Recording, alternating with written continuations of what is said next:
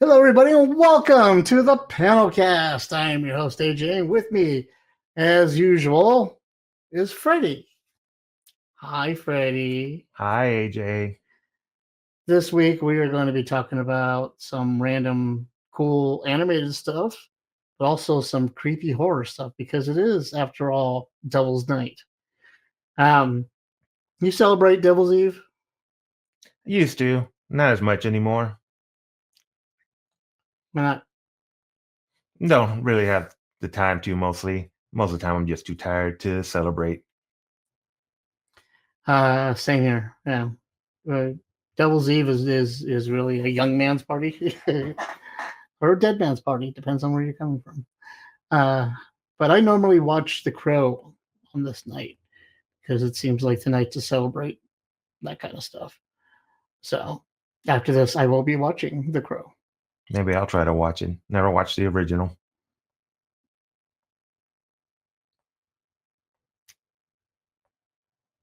I found them on the street, people.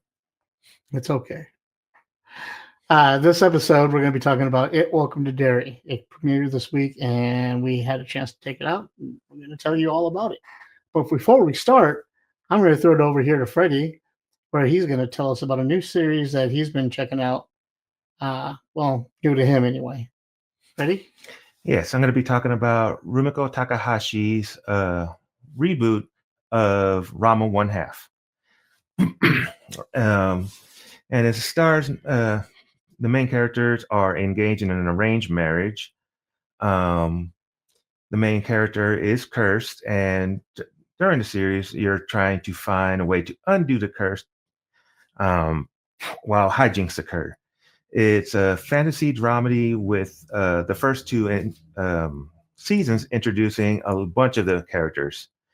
It involves wacky types of martial arts while showing the characters in different types of situations. Cool. So I'm guessing there's a curse. Oh, yes. Just a small, tiny one. One that doesn't affect his life too much. So how does he get this curse put upon him? So he is a martial artist along with his father. They go to China to a spring to start training. You know, the whole training on bamboo sticks while balancing and fighting. Um, while fighting, his father falls into a spring, gets cursed himself. Um, After his father comes out as the cursed animal, uh, Rama himself falls into a cursed spring as well. And in that spring, he ended up getting cursed to turn into a girl anytime he gets hit with cold water, while being able to revert back to male form when hit with hot water. That would be an annoying curse to have. Yes, it would, especially since during the time period, masculinity was a high thing, and then femininity was also a high thing. So being both ends up being a curse in itself. Sort of what we were dealing with Gen V. Yes, you have to be a man or you have to be a woman. Right. And again, the first two seasons introduces not only the main characters and their family, but also a bunch of the other side characters that you will learn more about later on in the series. So how far along in the second season is it? We are on episode 4 at the moment. How many episodes are in a season? So far, the first season had 12, and I think the second season is also going to have 12. And in the original run of the series, it dragged on a little bit longer with the manga, whereas this time around, it's more condensed. So it's more of the main story without all of the side, well, not side, more of the filler added to it. So is that what's different from the original to the current? Yes. And when's the last time you watched the original to compare it? A few years ago, actually, we started rewatching it. I watched the first 2 seasons. I don't remember how many the original show had, but it had quite a few seasons and then an OVA and 2 movies. So right now, we're just again, just in the first 2 seasons with all the characters. And is it following the storyline and all that stuff? Yes, it's pretty much following almost word for word, scene for scene to a point, but updated to the new drawings and animation. And how's that? It is very beautiful and it is very fun to watch. The action's pretty well done.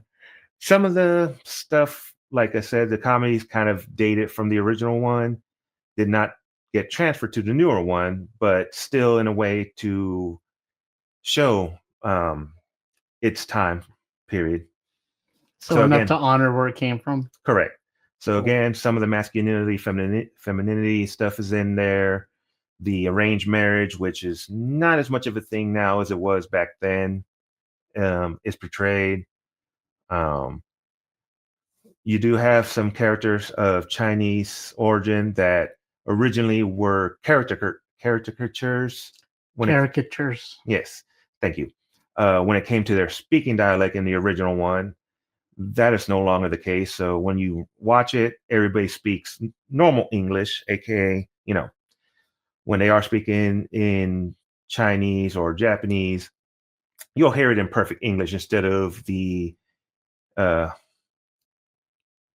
excuse me, instead of the caricatures version of it.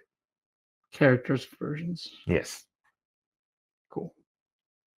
And so far, I'm loving it.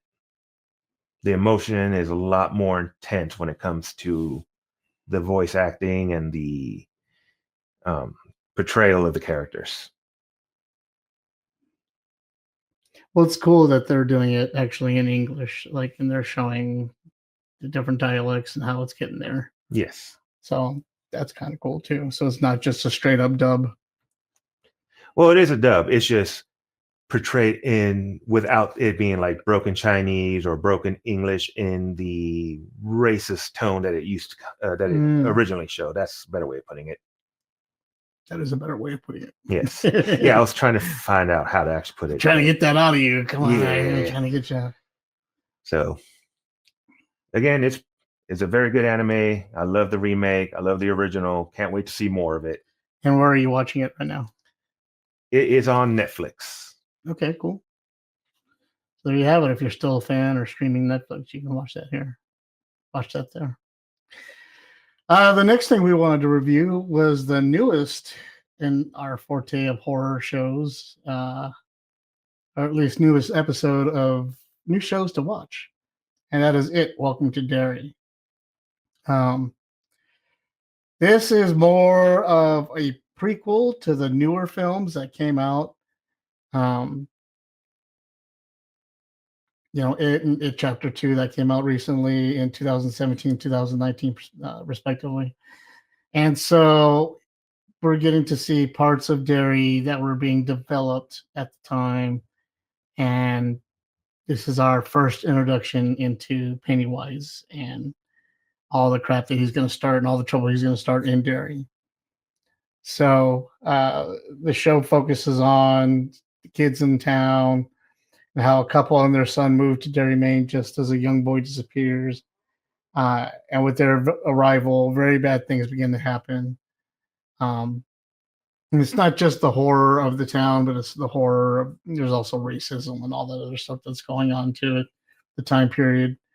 So, you're introduced to a lot of the stuff. I liked it. I thought the first episode was great.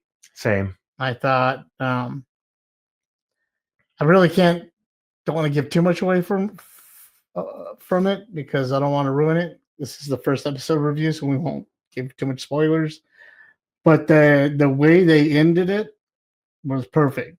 Yes, very much. They took the Game of Thrones approach to things and made sure they let you know from the get-go who's in charge of this show right away. And that is the writers, the creators, and Pennywise, apparently. What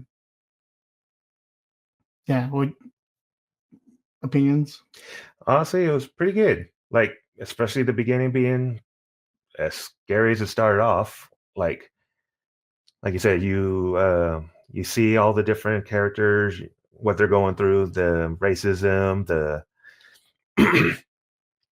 um, the storyline for each characters. Oh my god, I drew a blank. Sorry about that. But yeah, no, it's coming out so good so far. It does get me excited for the next episode. I do want to see what's coming up. So hopefully we get more of it. Just as scary. Yeah, this thing is being put out by um, Andy and Barbara Muschetti, and yeah, they've been doing good with a lot of Stephen King's work lately, and I'm appreciating all of it. I'm a big Stephen King fan, so you know, my only concern here at this point with something like this is Pennywise burnout. It was one thing when Tim Curry did it way back in the 80s, and we all loved it for what it was, and it was underground, and it was cool, and it was great, and it felt like a dirty little secret, but we all knew, you know? And then the new version came out, and the new version was awesome too. Don't get me wrong. It had its own merits to it. But with it brought a new fandom. And fandom is different now than it was back then. Yes, very much so. Where fandom back then was an occasional thing that you got to enjoy with your friends and family and everybody else. Now it's in your face. To be fair, there wasn't much social media Says back then. the guys wearing Jason and Mandalorian shirts. Like we're just as guilty, but I'm worried that we're gonna get Pennywise burnout, and I can see that happening here. So hopefully they are able to thread that line very carefully and do a good job for it. Some of the imagery that we saw coming from this whole season, if you watched after the credits and caught on the next episode, um, are very scary, very intimidating, and very awesome. I can't wait to see Halloran show up. I'm a big fan of the whole storyline behind Mike Halloran. I'm glad to see they're bringing him into the town. So yeah, I'm all about it. And you said the last movie came out, what, 2019? Yeah, 2019, 6 So, years ago. So yeah, I mean, hopefully it shouldn't be too bad, but like it was a 2-year difference from the first It, so hopefully with this space in between, yeah, we won't get burnt out with it. I'm hoping not, but we shall see. Yeah, it's showing. How many episodes does it have? They won't even tell us how many episodes. We'll just have to wait and find out. How many episodes do you want it to be versus what you think it might be? I want it to not drag out. I want it to be short, sweet, to the point. 6 to 8 episodes, cool. 12 would be just fine. It might seem like dragging at that point. Horror, the longer you drag it, The the less more horror it is. yeah, and the more boring it ends up being, or the more reused tropes you have to keep doing over and over and over and over just to keep that shtick alive. That's why Jason's awesome, but he's not awesome every week. Need a break. So 6 to 10 episodes, I think, would be perfect for this. Yeah, I think less, so about 6 to 8 will probably be good for me. Anymore, like we know for a fact that it's probably going to lead the final episode up to the movie, maybe, but I guess we'll have to wait and see. Yeah, indeed. So that wraps us up for this episode. 15-minute episode. Holy crap. He's really tired. I've had a long day of other things. So why don't we just get out of here real quick? And thank you guys for tuning in. Thank you. Thanks everybody for being there. Thanks for tuning in. Make sure you check out all of our friends. Yeah. Shadow Nose Network, Starlight Digest podcast. Find us everywhere you can find social media. And we will be back. We have some great, awesome news coming this week. November 1st, we're launching our Patreon. It's have a bunch of great tiers available onto it. It's going to allow you to get some special podcasts available for only you, members only, and be able to get you behind the scenes and even some artwork that we're going to start putting out just for you guys. So stay tuned, pay attention, head over to Patreon, Forbidden Panel. Chip in if you can. Like, share, subscribe. Thanks, guys. See you next time. Bye-bye.